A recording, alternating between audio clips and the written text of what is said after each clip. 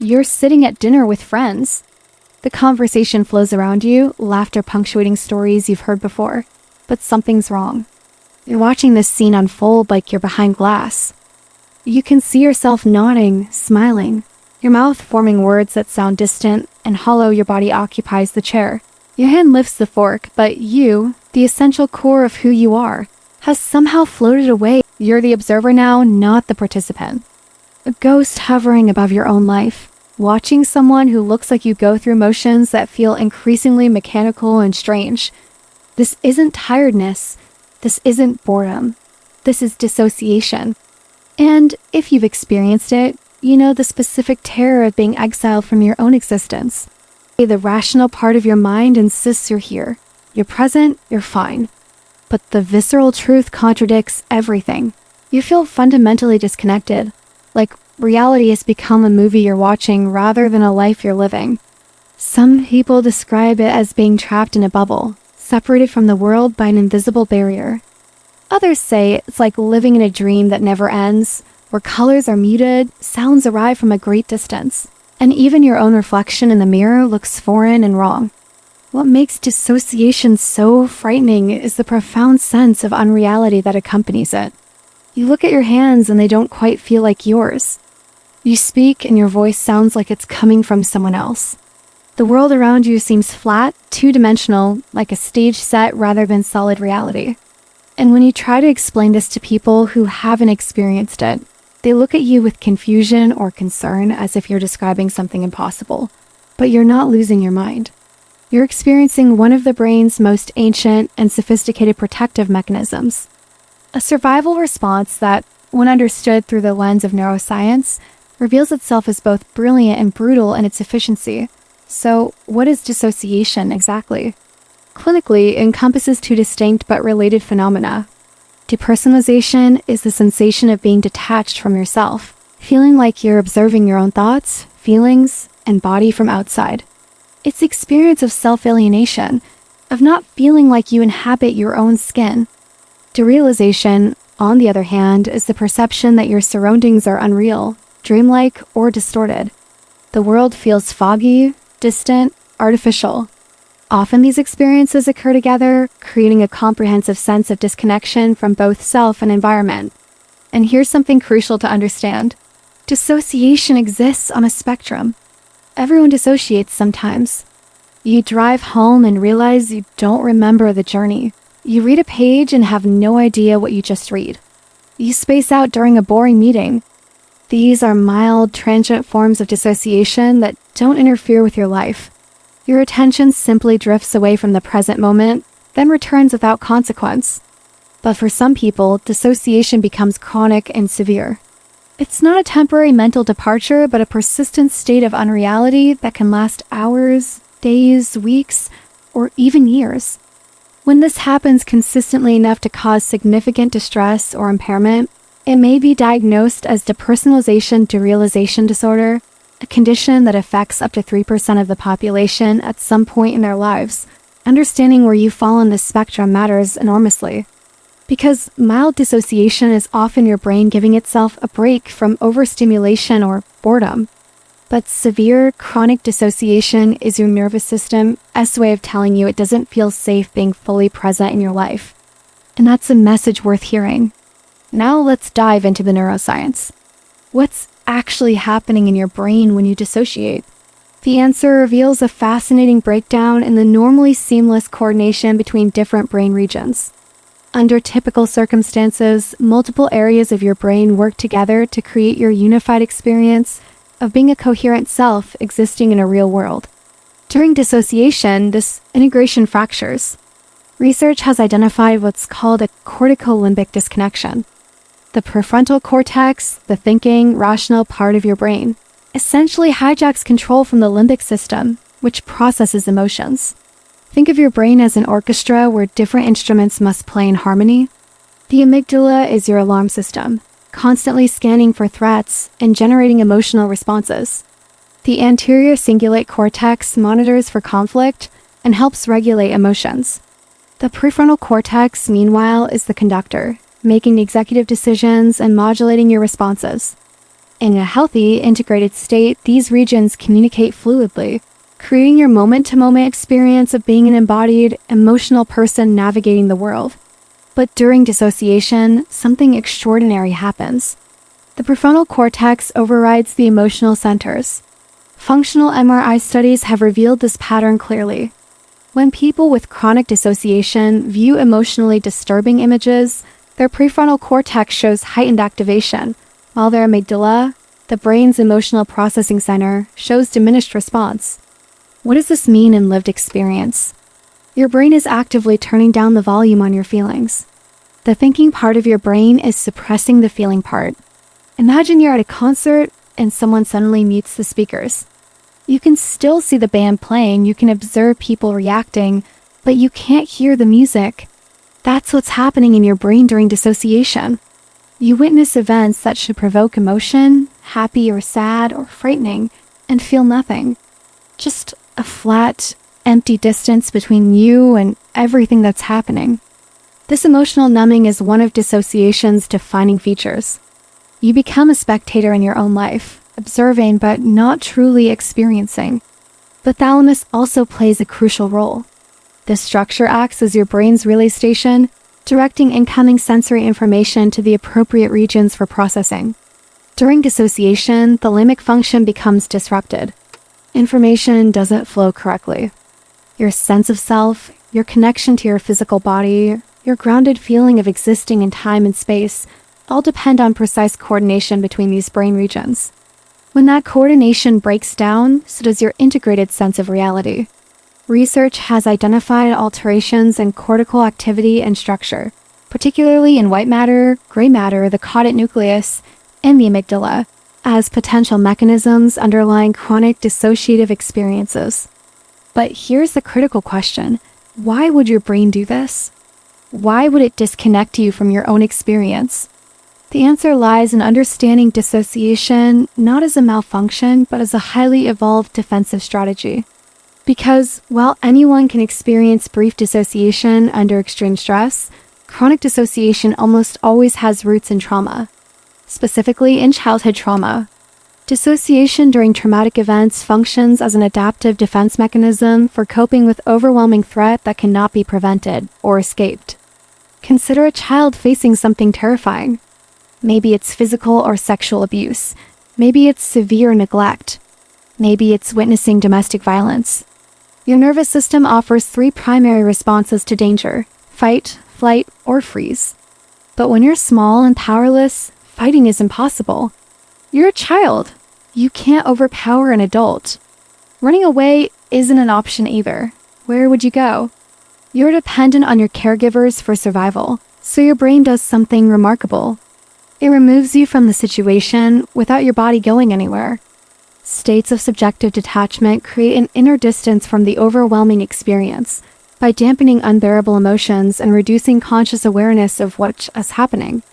The traumatic situation gets perceived as an unreal, film-like scene that isn't happening to you, but to someone else, someone you're observing from a safe distance. Your consciousness essentially floats up and away, disconnecting from your body while your physical form endures whatever it must endure. In that moment, this dissociative response is nothing short of genius. It's protection, it's mercy, it's survival. The problem emerges later, because once your brain learns this escape hatch exists, it becomes a default response. Neural pathways get established. The younger you were when you learned to dissociate, the more deeply this pattern embeds itself in your nervous system. And then, years later, long after the original danger has passed, your brain continues using the same protective strategy even when you're actually safe. The research on this is clear and sobering. Dissociative disorders often result from chronic and repetitive trauma beginning in early childhood. The vast majority of people with dissociative disorders also meet criteria for post-traumatic stress disorder.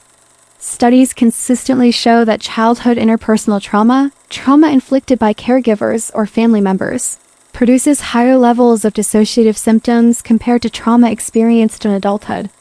This makes perfect sense when you understand neurodevelopment. The brain and its biological stress systems are genetically programmed to be shaped by early experience. When a child grows up in an environment of chronic threat, when home is unpredictable or actively dangerous, the developing brain adapts accordingly. It creates neural architecture that prioritizes survival over connection, protection over presence. The data reveals a dose-response relationship, earlier age of onset, longer duration of abuse, and trauma perpetrated by parental figures all significantly predict higher dissociation scores in adulthood. This isn't coincidence. This is a developing nervous system learning that the world is fundamentally unsafe, that being fully present is unbearably painful, that the only way to cope is by not being fully there.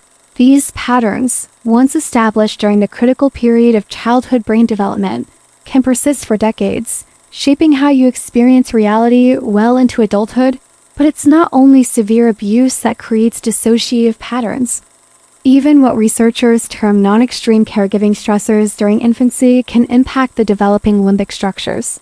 Growing up with emotionally unavailable parents, experiencing inconsistent attachment, living with chronic invalidation of your feelings. All of these subtler forms of childhood adversity can contribute to dissociative tendencies. At its core, dissociation develops when you don't have a safe container for overwhelming emotions. When children lack caregivers who can help them process and regulate intense feelings, they learn an alternative strategy. Don't feel them at all. Disconnect, float away, survive. And here's where the picture gets even more complex. You don't need a trauma history to experience dissociation. The particular intensity and pace of contemporary life can trigger dissociative states in people without any history of abuse or neglect. Think about how much of your day unfolds in front of screens. Hours scrolling through curated versions of other people's lives, bombarded by information, stimulation, constant digital demands for your attention. Your brain didn't evolve for this. Virtual reality research has demonstrated that immersive digital environments can induce dissociative symptoms even in individuals with no trauma history. When your sensory experience becomes consistently disconnected from your physical body, when you're constantly engaging with simulated rather than actual reality, your brain begins losing its anchor to the present moment. Chronic stress acts as another trigger. Sleep deprivation, substance use. Even traveling to unfamiliar environments can provoke acute dissociative episodes. These responses aren't inherently pathological. They're your brain saying, "This is overwhelming. I need to dial down the intensity." But when these episodes become frequent, when they start meaningfully interfering with your ability to function, connect, and remain present in your own life, dissociation shifts from protective to profoundly problematic. What does chronic dissociation cost? The price is steep and multifaceted. Dissociation can affect your ability to be fully present in daily activities and can significantly fracture your sense of time and continuity. This has cascading effects on learning, work performance, and social interactions. When you're dissociated, you can't fully engage. Details slip past you. Memory becomes unreliable. You struggle to concentrate. Deep connection with others becomes nearly impossible because genuine connection requires presence. And presence is precisely what dissociation removes. In relationships, chronic dissociation manifests as an invisible but impenetrable wall. Your partner speaks to you, but you're not really receiving their words. You go through the motions of intimacy while feeling profoundly, achingly alone. People describe you as distant, checked out, somewhere else. They're not wrong. You are somewhere else, not by conscious choice, but because your nervous system has decided that being here, being fully embodied and emotionally available, isn't safe. The first experiences with depersonalization can be terrifying. People fear they're losing control, becoming permanently disconnected from society, descending into madness. Many people with chronic dissociation genuinely worry they have a severe mental illness, that they're irreparably broken. But here's what's crucial to understand. Dissociation is not psychosis. You're not losing touch with reality in the sense of developing delusions or hallucinations. You're experiencing a defensive distancing from reality. You maintain what clinicians call reality testing. You know intellectually that the world is real and you are real. You just can't feel that reality viscerally. This distinction matters enormously for healing because it means your brain hasn't malfunctioned. It's doing exactly what it learned to do to protect you, which brings us to the path back. If dissociation is your brain's protective attempt to keep you safe from overwhelming experience, then healing involves carefully, gradually teaching your nervous system that it's safe enough to be present, that you can handle your emotions without needing to disconnect. That being in your body, being in the moment, being fully alive to your experience won't destroy you. This is where grounding techniques become essential. Grounding refers to a set of strategies designed to anchor you to the present moment when you feel detached or overwhelmed. These techniques work by deliberately engaging your senses, thoughts, or physical body, helping you reconnect with the here and now. The underlying principle is elegantly simple. Dissociation pulls your attention away from present reality. Grounding pulls it back. One of the most effective approaches is the 5-4-3-2-1 method. When you notice yourself dissociating, pause and identify 5 things you can see. Look around your environment and name them specifically. A blue coffee mug, a crack in the ceiling, your reflection in the window. Then identify 4 things you can physically touch. The texture of your shirt, the cool surface of the table, the warmth of your own arm. Next, 3 things you can hear. Traffic outside, your own breathing, a bird singing. 2 things you can smell. Coffee, soap. Finally, 1 thing you can taste, even if it's just the lingering taste in your mouth. This sensory inventory forces your brain to engage with your immediate surroundings, interrupting the dissociative process and reconnecting you with embodied experience. Physical grounding techniques can be equally powerful. Place your feet flat on the floor. Press down deliberately. Feel the solid ground beneath you. Supporting your weight, hold ice in your hand and focus on the sharp, undeniable sensation of cold. Splash cold water on your face. The shock of temperature change can jolt you back to the present. Move your body intentionally. Stretch, walk, shake your arms. Physical movement reminds you that you have a body and it exists here now, in this moment, in this place. Mental grounding works through cognitive engagement. Count backward from 100 by 7s. This requires enough mental effort to interrupt dissociative drift. Name every object in the room systematically.